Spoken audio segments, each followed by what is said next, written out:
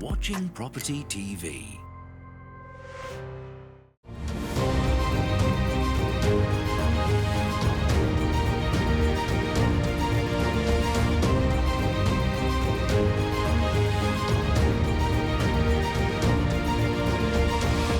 Hello, welcome to Property Question Time. I'm Stephen Galpin, and this is a show where you can have your property-related questions answered by our team of expert property professionals. So, joining me today is Azid Gungah, CEO of Quiddity Group, and Byron Crellin, CEO of Clearway Debt Squared. Welcome to you both. Thank you, Stephen. Good to have you both back. We'll get straight on with the questioning because we've got some quite interesting questions today. And Byron, you're going first. I want to take possession back of a shop as my tenant has stopped trading. The shop, however, still has the tenant's fixtures and some stock in the premises. Can I sell these to my new tenant and offset the money against what my tenant owes in rent arrears? Yeah, it's nice to be asked that question because sometimes we turn up and the landlord's already done it. And then the old tenant turns up and says, hang on a minute, that's mine. And, so there's actually, a fairly rigid process with this. What's that old expression? Possession is... Doesn't that work anymore? No, not at all. Right, okay. So, in order for... So I'm going to be fancy. Yeah. Some fancy words coming up. So the landlord would basically engage with a third party, people like us and other companies that are out there that will do these kind of services, and we basically would serve a torts notice on the assets that are in the property. That torts notice and inventory then is displayed on the property. We would then send the contents of the inventory and a copy of the torts notice to any known address of the former tenant. And they've got a period of time then, typically 7 to 12 working days, to come and claim their assets and fixtures back from the property. If they don't, the law then passes and the landlord becomes the bailey. And what the bailey is that the bailey then his title is that the landlord can dispose of those goods as our viewer wishes, i.e. sell them to his or her new incoming tenant. Right.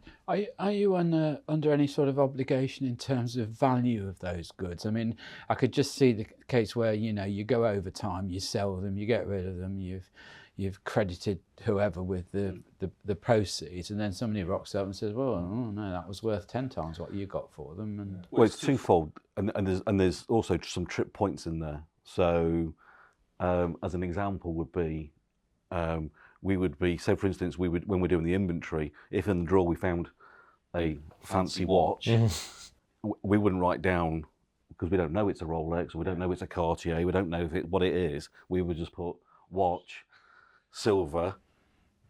We wouldn't put gold. Painted silver. We'll take a picture of it, etc. Turn it over, see if we can get serial numbers, zoom in on it, etc. Because we have been challenged. I'm going back a couple of years now where we've been challenged where someone will go, yes, my Gucci watch was in the drawer. I'm like, I don't think it was. Found this. That's not the one. And even if it was, Gucci spelled wrong. So you really have to sort of be due diligent on this. And so, in terms of the question of assets and true valuations, we're not auctioneers. So we are part of the process. So landlord will contact us and say, right, I've got a situation. Tenant's disappeared. I think they've gone bust, or it's an individual and they've just disappeared. They're not at the last known address that I've got for them. What's my options? I've got a new tenant, but I want to either, let's say it's a glass counter, it's a sandwich shop, etc. So the fixtures are good to go. It's pointless me getting rid of them for them to then have to get duplicates. So can I use that and then sell it and offset against the arrears that I'm owed by the tenants that disappeared? The process, strip it back, is torts notice, we do an inventory. It's a bit laborious, but it basically means that there's no comeback on the landlord that says in terms of, and we would then, the torts notice, that once the landlord becomes the bailey, as in title is mine, the landlord can then either say, look, I will agree a price with you, and we'll get an independent quote to say the stock is worth X, and you can write a check out. Or alternatively, I can gift it to you within the terms of the lease. It remains my fixture. Don't most commercial leases have a clause in there that says if there's anything left in the premises post the termination or breach of the lease, it becomes the landlord's property. Only if it's determined to be abandoned. But the problem with that, and a lot of the commercial leases have been tightened up because what you're referring to, what a tenant would do. So, we're in the studio, and we would take the cameras and leave the water and leave the lights, because the lights aren't worth much, but the cameras are worth a steal. So we would leave you with the rubbish, and we'll take the assets. We've only borrowed them. Sorry. On credit. Well, that's the other thing, because the landlord's saying these are the fixtures, but are these fixtures subject to a finance agreement? Is there a third party involved that nobody knows about? That's why the touch notice is really important. Yes. In terms of commercial leases, and again, every commercial lease can be different, because some people will write a commercial lease in a pub on a beer mat and go, that's it, in stone. Most people will have something off the shelf. Organisations that we're working with, it's pretty straightforward. I mean, they capture most of it. So, but I think just in terms of our viewers' question, go through the process. Don't just do it, because you could get burnt on this. Yeah, could cost you a lot of money, couldn't it? Could cost you a lot of money. Yeah. Okay, Byron, thank you very much for that. So, Azid, I know there are many new regulations being proposed to protect and assist long leaseholders, especially with lease renewals, which we've dealt with in another programme. However, are there any new regulations relating to management matters, particularly where tenants believe they are being overcharged with excessive service charges? My favourite one. Well, actually, the short answer is there's no new regulations on the horizon right now. That's not to say that it's not going to happen. And in my view, it needs to happen, because you have very good ones and very not so good ones, property management agents. So what should your viewer do? I think there are some courses of action he or she could take. The first thing that we would normally do is to ask. So for example, there's a request for payment. We would write to the property management company and ask for proof. So we would want to see the receipts of all the itemized cost of that work, for example, that they're being billed for. Are you legally entitled to that? Absolutely, you are. So you could write to the property management company, and within 30 days is a requirement that they have to write back to you and either open the books or show you some form of proof that these invoices have actually taken place. And you can, by all means, we've done it before, we've rang the companies that they have claimed that to have used. And so your viewer can do that. Failing, if that doesn't work or there's any kind of challenges, you could go to tribunal as well. Now, tribunal, as we all know, is not exactly the easiest route. It's not the most cost-effective route. And if you are one leaseholder out of many in a block, it becomes a very diluted, quite lonely place to be. So really, that's why regulations need to be tightened up, because I think you have one person against sometimes Goliath property management companies. Yes, I think one of the problems that we suffer from, particularly in London, is that in the last, I suppose in effect, correct me if I'm wrong, but I'd say it's probably the last 30 years we've had this explosion of very high-rise buildings with 2, 3, 4, 500 flats even in one block. Yeah.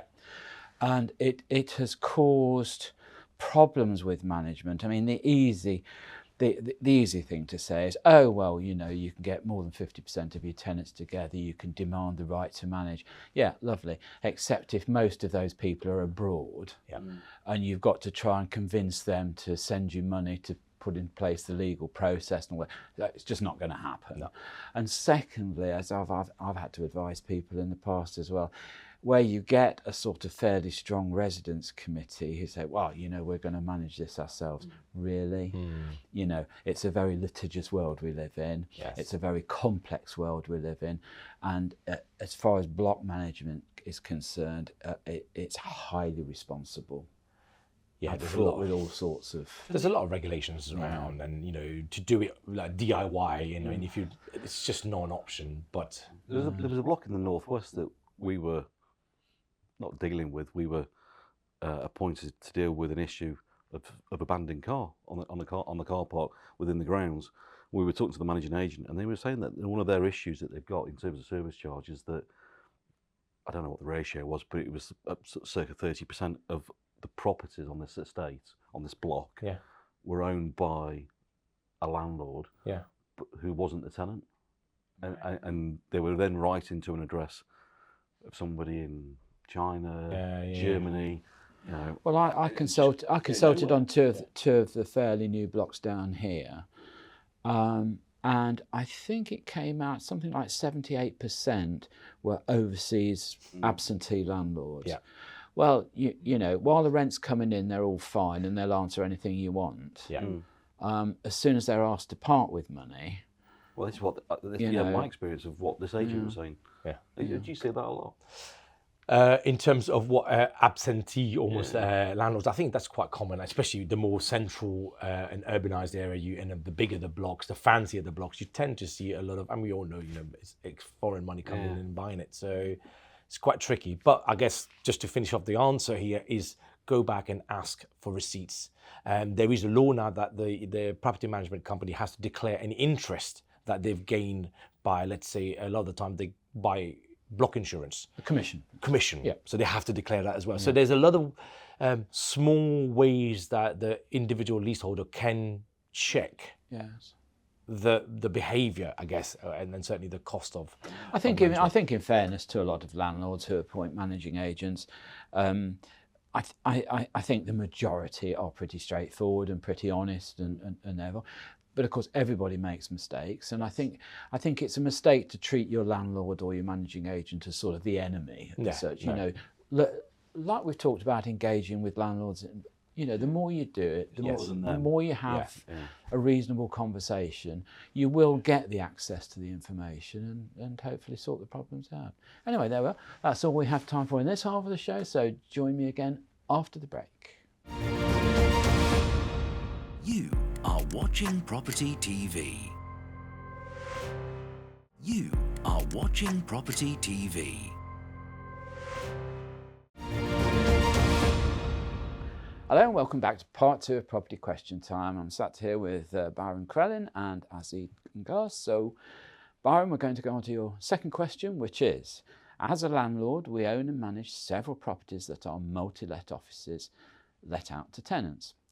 As a result of the pandemic and government restrictions, we have several tenants that have not paid their rents for their offices. Can the panel please advise if we can now use commercial rent arrears recovery and enforcement agents as businesses are back reopening and trading? Yeah. There's some good news here for our viewer. Right. So, and we like to spread the good news, don't we? We do indeed. on Property Question Time.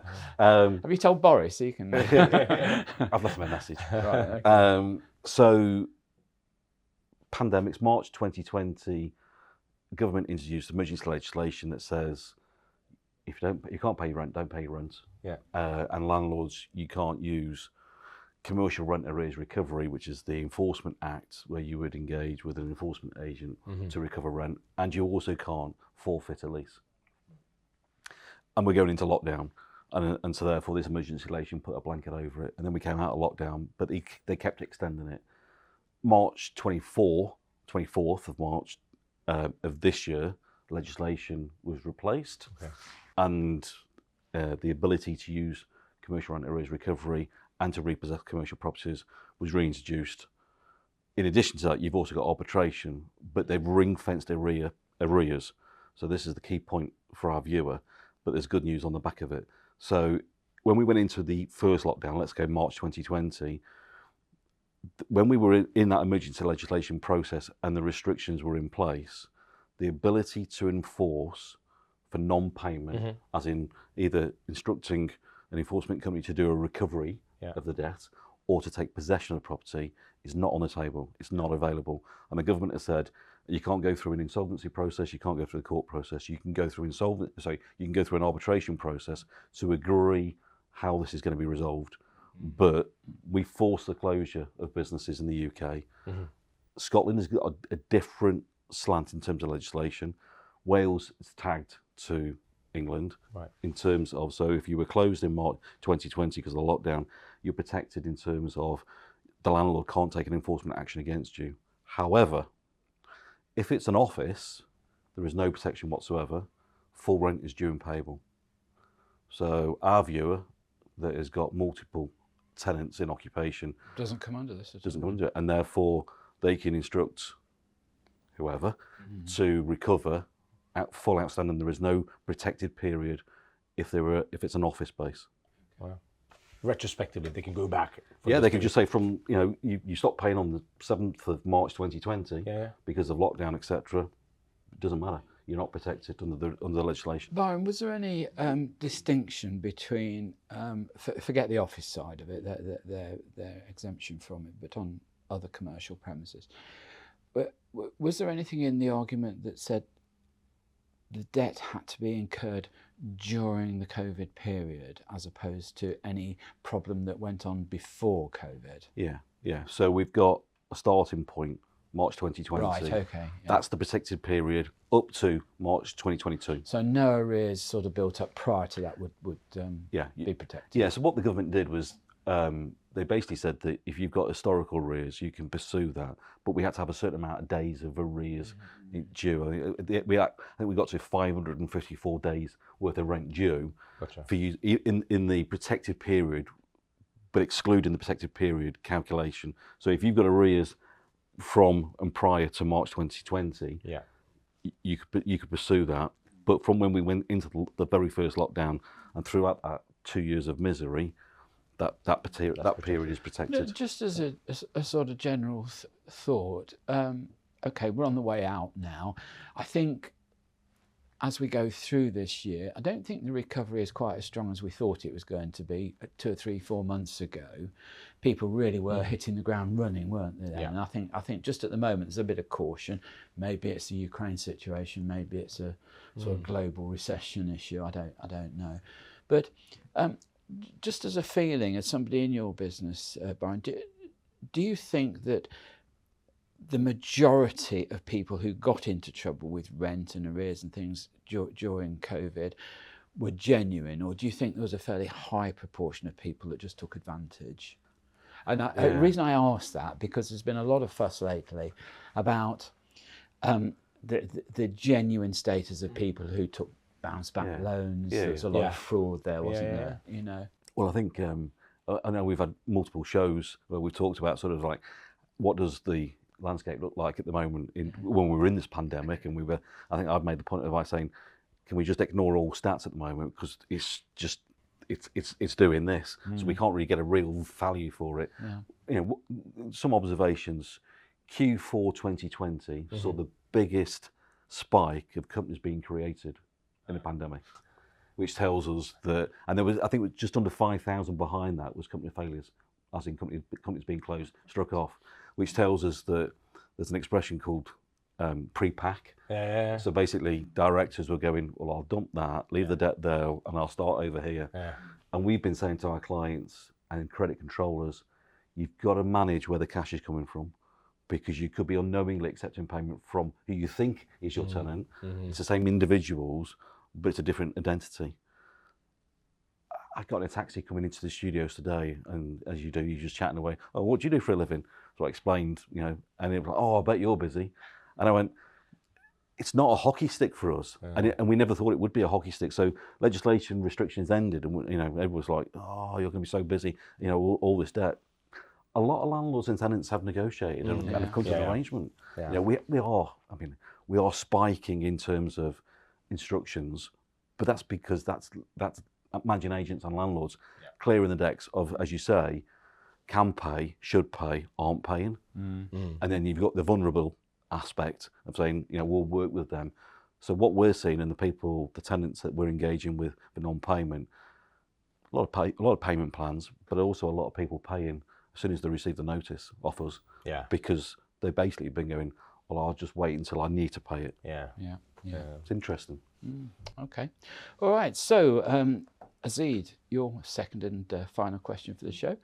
As a landlord of a small freehold block, I presume really the expression would be freeholder really, with 8 long leased apartments with just over 80 years to run, is there a point at which I'm legally obliged to accept a lease extension application from a long leaseholder? And if so, must all 8 leases align in terms of period? Okay, so I'll take the second part first because it's easier. The answer is yes. So if you're issuing renewal for all 8, generally speaking, you will give them the 90 years extension.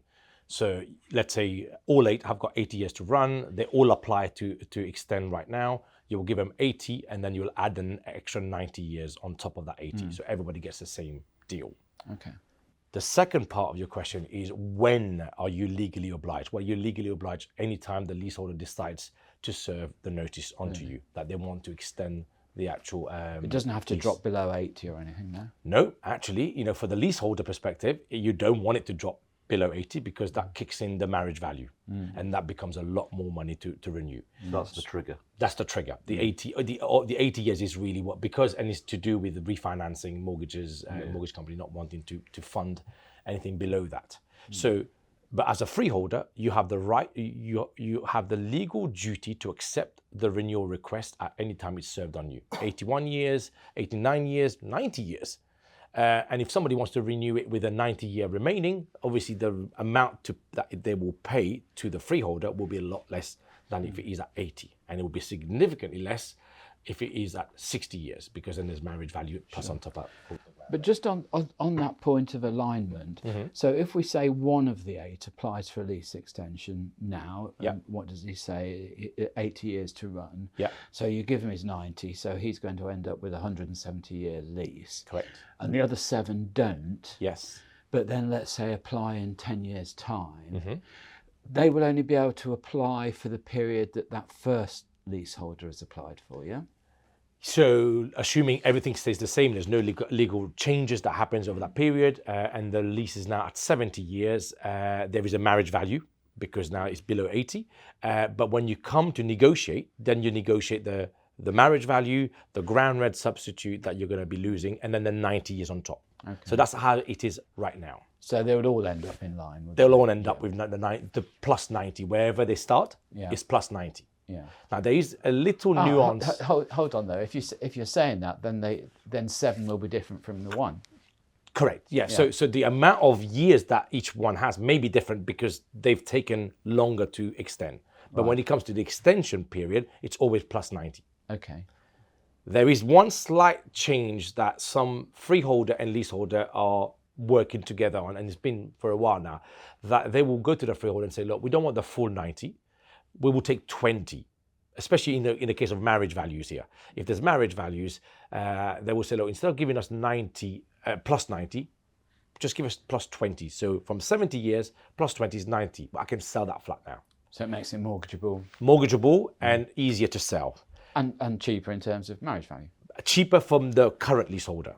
What's in it for the freeholder is in 10 years' time, that marriage value kicks in again. Yeah. So everybody kind of wins in a way. So the leaseholder right now wins because it doesn't pay too much marriage value. The freeholder will get another lot of the marriage value again in plus 10 years. The cost of it all is a little bit lower than, and when the new person buys it, they can buy something that is mortgageable and they can, move in straight away. Okay, lovely. Well, that's all we've got time for in this particular show. So a big thank you to Azid Gungah and Byron Crellin. Thank you both very much for coming in. Thank you. Great answers, thank you. I do want to say, if you do have a question for Property Question Time panellists, do contact us through the website, propertytv.uk, or alternatively, look on the website, look for our info email address and send us a video clip of your question, and let's see if we can't get you featured on the show. All right, so that's all we've got time for, so I'll say goodbye. Look forward to seeing you next time. Take care.